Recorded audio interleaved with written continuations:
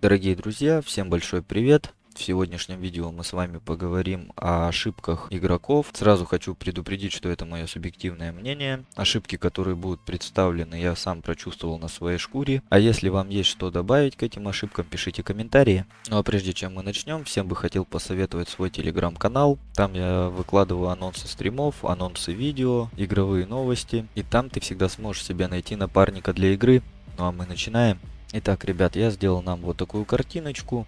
Что же она значит? Это точки появления на карте. То есть многие вообще не заморачиваются, где ты появился, как ты появился, просто полетел вперед и все. На самом деле это неправильно. Если вы появились в точке 3, обязательно посмотрите назад на точку 4, поднимитесь на холмик возле поля для гольфа.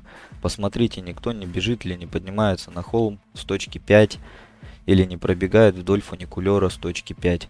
Эти знания вам помогут выжить, это как минимум. Или другой пример. Если вы появляетесь в рейтинге в точке 6, сразу занимаем позицию на холмике между точкой 6 и 7. Оттуда легко чекается бомбоубежище, и тут есть пригорочек с лесом. Эти знания вам помогут поднять ваш винрейт. И да, ребят, я не стал обозначать точки с появлением, когда нас подгружают уже в игру, то есть не 24-25 минута, а позже, допустим, 20.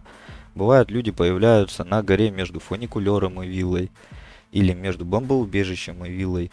Это просто основные точки появления. Также бы хотел заметить, что эти точки появления не только за светлячка, но и за мародера. У мародера также есть свои точки. Старайтесь запоминать, где вы появляетесь, ребята, чтобы в следующий раз не было проблем. Я сам, когда начинал играть, появлялся, допустим, в точке 5, поднимался на поле для гольфа, и меня в спину убивал чувак, который появляется в точке 4. Это вам такой пример. Было давно и неправда. Ха. Ладно, едем дальше. Ошибка номер 2. Знание точек появления дорогого лута. Здесь я взял карту фабрика Баф. Также отметил точечки цифрами. Что же они обозначают? Видим цифру 1. Это появление металла. То есть здесь стоят у нас полочки, где появляется металл. Обычно мы появляемся где-то рядом с этими полками. Сразу выходим, собираем это все дело. Напротив видим иконку в виде замочка. Поднимаемся на крышу этого здания. Здесь тоже спавнится металл. Внутри этого здания бывают тоже вполне неплохие вещи. Дроны, пачки купюр и так далее. Цифра номер 2. На третьем этаже офисной зоны обычно у нас спавнится металл. На втором этаже ключом мы открываем закрытую комнату. Там также пачки купюр, золотые цепи, кольца золотые. Цифра номер 3, я думаю, очень будет интересно новичкам.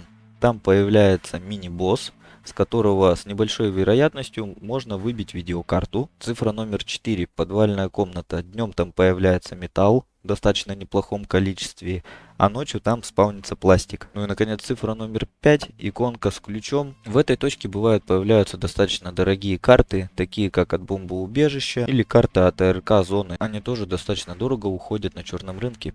Ошибка номер 3. Страх потери лута. Ребята, не надо бояться терять свой лут.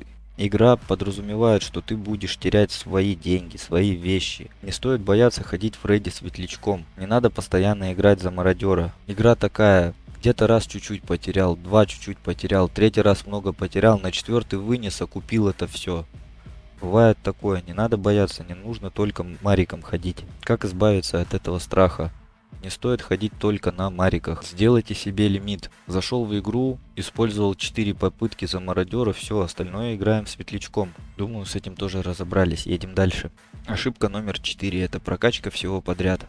Многие новички, да и не только, заходят и начинают прокачивать там верстак куда-то в небо до последнего уровня или торговлю.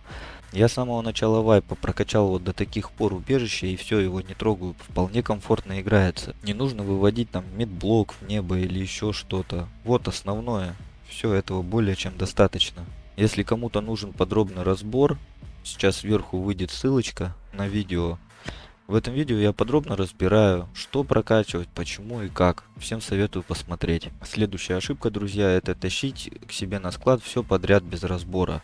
Но этот полбеды. Если вы просто засоряете склад и не храните это в ящиках, такие как вот такой вот универсальный кейс, или вот такой, как малый кейс для предметов, а просто храните это вот так, оно у вас все валяется, как у меня. Как вы видите, я тоже не слежу за складом. Рано или поздно начинается проблема от того, что не хватает места. Ну, у меня такой проблема есть, я сейчас вещи раздаю, но это ладно, бог с ним. Вышли с рейда, взяли, перенесли все по местам.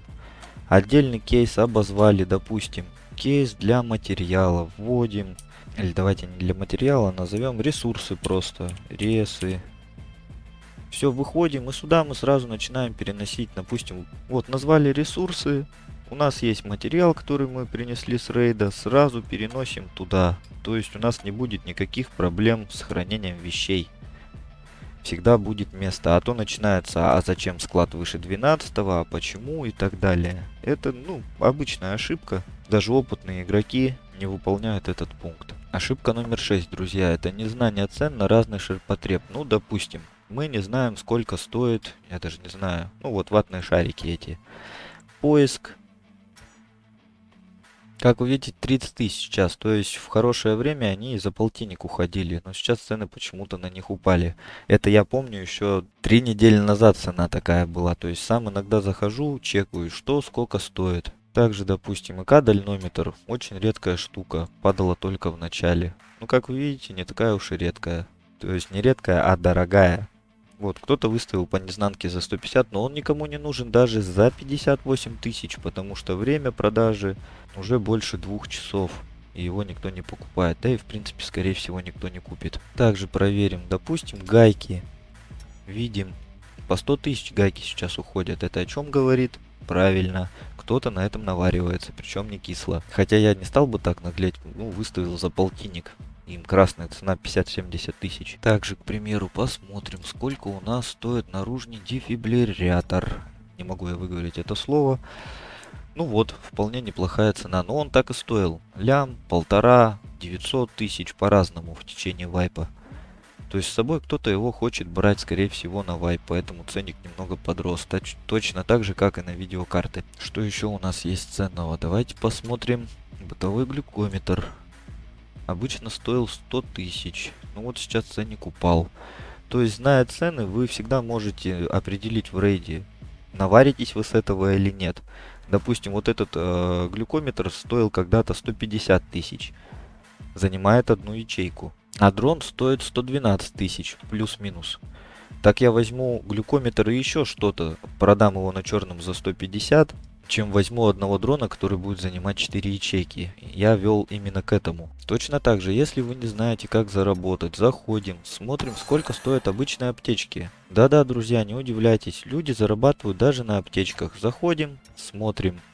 При крафте 3 штук. В среднем заработок получает 150-200 тысяч. Сейчас они очень дорого почему-то стоят. Обычные аптечки крафтим, продаем. Для того, чтобы их сделать, можно купить ингредиенты для них на черном рынке. Также они встречаются в рейдах, пока вы бегаете мародерами.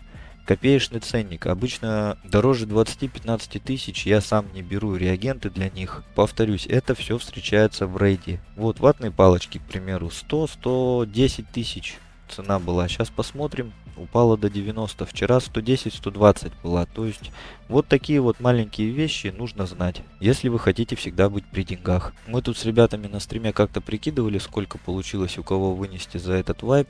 У меня вышла скромненькая сумма, порядка 60-70 миллионов в течение вайпа. А сколько ты нафармил за это время, напиши, пожалуйста, в комментариях. Если тебе есть что добавить к этому гайду, жду тебя там же. Хочу сказать спасибо всем, кто досмотрел это видео до данного момента. Ставь большие пальцы вверх, лайкай, комментируй и увидимся в следующих видео.